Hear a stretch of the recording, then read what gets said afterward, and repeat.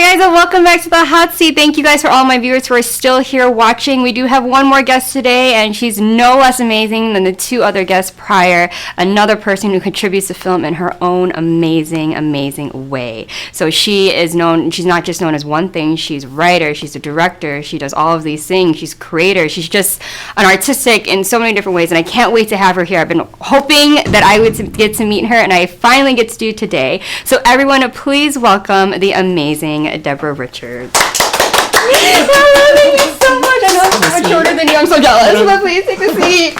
Oh my God. So it's an honor to have you sitting here in the hot seat. Thank you so much. It's not your first time here, but it's your first time here on the hot seat. So it's amazing. It's an honor. Thank you. Now you guys know, like, she has done so many different things, from Move Me No Mountain to Shaken and Stirred. You know, I want to dig into a lot. Yeah, honey, I was my homework. I said, like, I have a theater background, like, we do the homework, honey. But no, but the good thing is about you is that you love to genre skip. Like, you don't like to stay in one thing, which not a lot of people do. Right. They like stay in their niche. Yeah. And that's not kind of what That's not you me. do. That's no, not you. I think I've done, like, well, I'm in development of my third feature film, my second in post, and my first one's out in Tubi, and we can talk about that. Indie, right? Yeah, and I love all the that. cinema. Right. You want to experience everything you possibly Yeah, absolutely. can. And a lot of people are just like, no, it's only horror. No, it's only documentary, which is fine. You know, people are great and respect what they do, but you very rarely though see someone that's like, hey, I'm open for anything, because you know that you learn with everything that you do, and it just makes you amazing.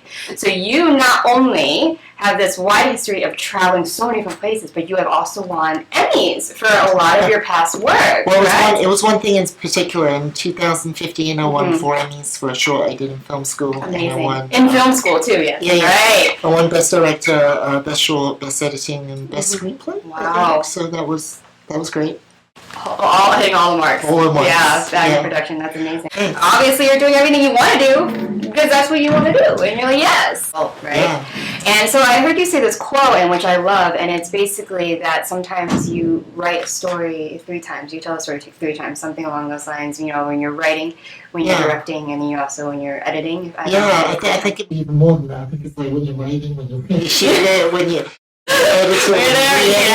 watching it all in one time, which I feel like is something that you can draw from, inspiration from. Is that correct? Yeah.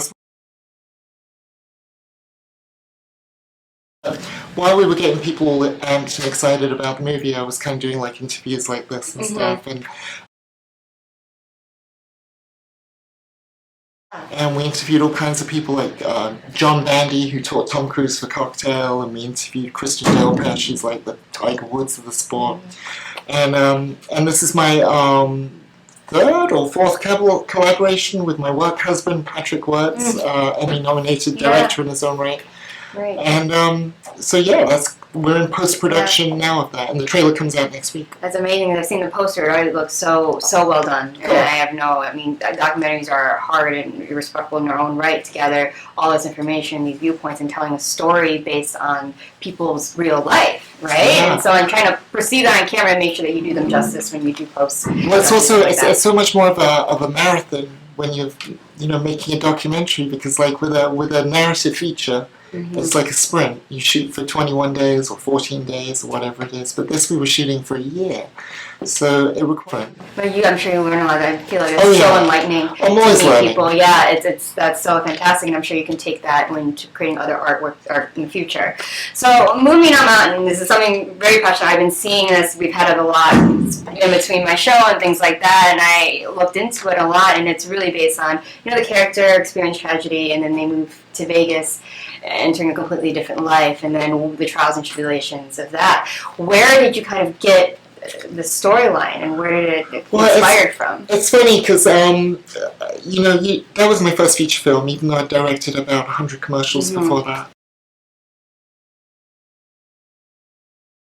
So it's really ambitious, but because at the core of the story it deals with homelessness in modern urban America, we wanted to treat that subject with dignity and authenticity. So we actually teamed up with Las Vegas Rescue Mission and Shine a Light Foundation. to live in Vegas and not be cognizant of the dichotomy between the excessive wealth and the excessive poverty. There's like, some people in Vegas don't even know that there's 800 miles of tunnels in the city of storm drain tunnels.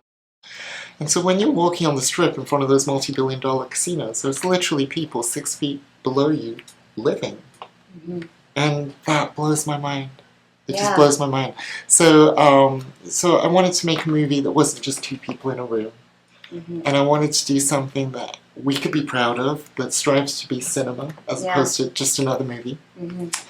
And that has a social conscience and maybe educates people about the realities of being unsheltered and, you know, modern urban America. And I think also a big misconception about that community is that they're all drunks or addicts, right? And they all kind of get tarnished with that brush. And the truth of the matter is that people become homeless for so many different reasons. Like there's people in California that lose their home overnight in a forest fire, in a wildfire. And next thing they're sleeping on a friend's couch, and then they're in their car, and then they lose their job because they're sleeping in a car, and then they're on the street, and then they're... So there's so many different avenues to get to those low places. And I'm really proud of the movie and the scrappy little team that we had that brought all these stories to life and shined a light on the realities. Yeah, I love that, because what I love about you is that you take film seriously in a way where you're not just trying to create a movie, but what's the purpose? What am I saying? How am I moving? Pinpoint on that. How am I moving the audience to kind of feel something with film?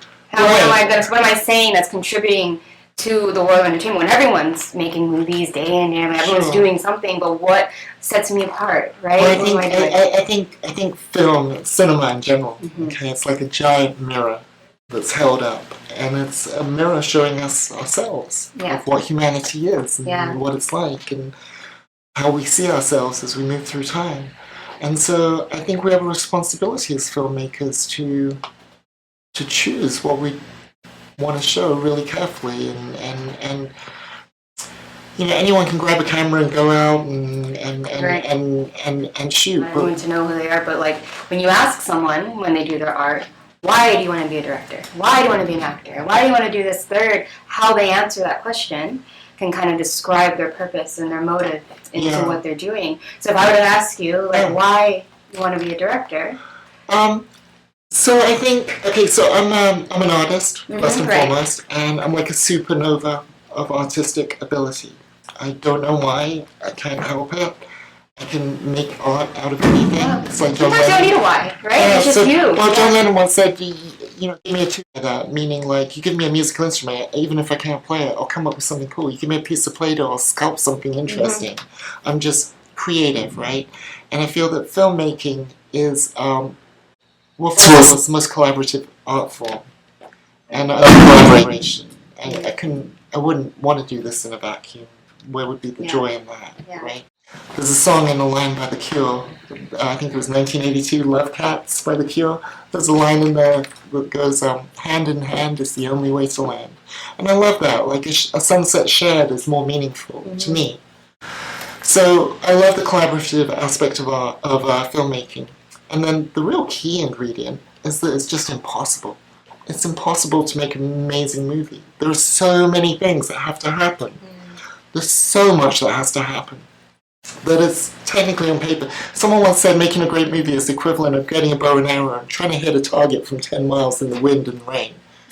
It's just that difficult, and that really appeals to me. Like, like I often tell people, if you said to me, "Hey, I want to go to the moon," I can help you. I just need time and money. And then I can make it work. I can figure it out. If you give me enough time and enough money, I'll get you there. So, so I don't feel like anything is out of reach. And when someone says film is impossible, or no, or are you crazy, then I just think, wow, this sounds like something I want to do and figure out and solve it. And so it just really appeals to my problem-solving nature. I love that. And my, you know the word I hate the most in the English language? No. Because anytime anyone ever says pure lack of imagination. So, and quite honestly, it kind of revolts me. I'm like, you didn't think, you didn't imagine, go away, come back. No, it's not the answer. Yeah, It's not the it should answer. be, okay, how? Yeah, How do you do this? how? Let's talk Yes. about it. Yeah, let's Yeah, talk but about that's it. what we do. Yeah, And like I said, nothing's impossible. Even getting to the moon. If we have enough Yeah. time and money, we can do it. and maybe. So yeah, I love the collaborative aspect. I'm a creative supernova, and I just love the impossibility of it, the challenge. Yeah, the challenge. Yeah, and and so then- nothing else has that magical combination that appeals to me. Yeah, and to create something where that looks effortless in the end, that people enjoy, that they sit there and they're just like, oh my god, it's amazing. But what goes behind the scenes, a lot of people don't realize. You need hard work, you need dedication, you need passion. Yeah. And so having that and knowing as a person doing it that you can have something that you achieved going through all those things and you made that happen, right? It's something to be very proud of. So Well, it you should makes be me very proud laugh. of yourself. Thank you. It makes me laugh when people say, if you want something really bad, just manifest it and it'll happen. It's like, no, you have to manifest it, but then you got to do Then the you have to do the work. gotta It goes do the hand in work. hand. You can believe that what you're doing is going to end up with that Yeah. if you're on the prize, but you still have to, day by day, you're doing it. 1,000%. Exactly. 1,000%. I'm okay. I feel like I'm at the starting line of my career, and I'm in development of my third feature film with 100 TV commercials and 4 Emmys, and Nevada Woman Filmmaker of the Year last year, and all these things, right? In 15 years, all these things, I feel like I'm just at the start. Mm-hmm. So it's been 15 years to get to the start. Yeah, well, that's great. And one thing I know I tell people, and I think you would agree with me, is that this job is amazing because you'll never be bored. Every single job, every single gig is something new. Yeah, you know what's Yeah. funny is about 15 years ago, I made a list of the 10 most exciting jobs in the world, or a Googled list, and on there was like pilot. And I was like, well, you're flying back and forth. It's the same thing all the time. I mean, it's in different places, but it's the same thing every day. And then I was like, what's next? And it was like CEO. And it's like, well, it seems like that's, I don't know. But then I got to filmmaker or the film director specifically. And I was like, a film goes through so many different cycles or stages of its life. You've got development when you're writing it, and that could be 6 weeks, 10 years, whatever. Then you've got pre-production when you're putting it all together. Then you've got the actual shooting of it, which is only like a couple weeks. And then you've got post-production, which goes on forever. And then you got the marketing of it. So it's constantly changing. And I love the development phase because recently I was involved writing a short about lighthouses, and I had to learn about lighthouses. And I was like, how does a lighthouse work? How does it turn? How is it built? What's the history of it? So I feel I'm constantly having to learn, which I love. Mm-hmm. And you're right, it's completely varied all the time. Yeah. And so that's really exciting. Like today's a typical day, which is, there's no such thing as a typical day, but today, before this interview, we had lunch with a new executive producer, and then before that, we had to do some headshots for Rotten Tomatoes. And then before that, really early this morning, I was doing some editing. So it's constantly. And you gotta switch gears and be very open to those things and learning. And now you're sitting here with me. Yeah. And we met. And you're just like, oh, this is exciting. This is new. The funny thing about switching gears is in the past I always really used to enjoy monotasking. It was like, if today's an edit day, I'm just going to edit. If today's a filming day, I'm just going to. But now, with us getting more and more projects and busier, I don't have that luxury anymore. I get to switch. Yeah, but it's great when you do because you're like, dang, I'm pretty good. I sleep well. Which is more than I can say, which is amazing. Get sleep and then be able to be in film entertainment you're amazing. You're the planner, obviously. You are like this. It's great. But one more question before we do go, and I love conversing with you. I can converse all day with you. You're so interesting. Is what would your philosophy in life be? Well, I'm a filmmaker, not a philosopher, so I don't have an overall arching philosophy. But I think, it's nice to be important, but it's just more important to be nice. I think, kindness is the key. Love is the answer. Kindness is key. And all the rest is just... Here you go. I'll give you this. Don't focus on the destination. There is no destination. The journey is the destination. Yeah, I love that. That's how I roll. Yeah, I love asking a question to all the guests because it sums up who they are as people and whatever philosophy that they live. A lot of people don't think they have one until they're asked that question and they're like, oh my god. And every time they answer that, it really, after your whole interview and people have met you, are like, oh my god, that's her. and it's authentic to that person, and how they answer that question and how they live their life really can inspire people in different ways, and that's absolutely amazing. I know you've inspired me just sitting here, and to me, a person in this industry that can think kind of the crazy way I think too. And she's like, oh my God, you get it, right? Like, how can you explain this to someone that's not in it, right? The things we do, how we're to go out of our way to make an amazing thing that people, you know, they see as entertainment. For us, this is a passion. It's art. It's life. It's everything that we strive to be and contribute. And I think those people who pursue it as a passion and as an art will be more successful than people that pursue it for clout. That part, yes. I love that. And you can tell the difference, for sure. 100%. And I love that. So thank you so much. It's a pleasure. I would love to have you on again when you're having all these feature films out. And hopefully one day we'll connect and we'll work together in a different space. That'd be amazing. Go watch Queen of Mountain on TV. And come join us at the Michaud Film Festival in LA next month. Amazing. Thank you so much. And where can people find you on social media before we go, if they ever want to get in contact? Just Google me, Deborah Richards, and everything will pop up. Everything will be there. She does. I did it. And it's true. That's true. Thank you so much. It's an absolute honor or pleasure. Thank you. Everyone, Deborah Richards, queen of all film and all things. So please keep an eye out for her. Make sure you guys don't go anywhere, because I'll say our goodbyes right after this break. I can already feel you judging me, and not for what I've done in the past, but for what I'm about to do.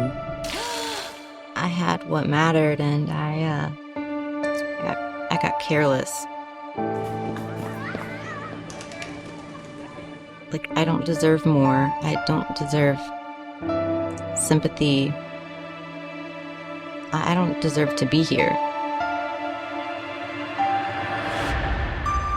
Where the hell are you? Why aren't you answering your phone? Jenna! What is the matter with you? Someone once told me, you may not be everybody's cup of tea, but you're somebody's shot of whiskey. Excuse me, ma'am. My car ran out of gas and I left my wallet at home. Could you please spare a couple dollars so I can refuel my vehicle? I literally have nothing. What's it gonna take to get you to join the program? Get about a dog! If Jesus wanted you to have a dog, he would have blessed you with a ball and a leash now, wouldn't he?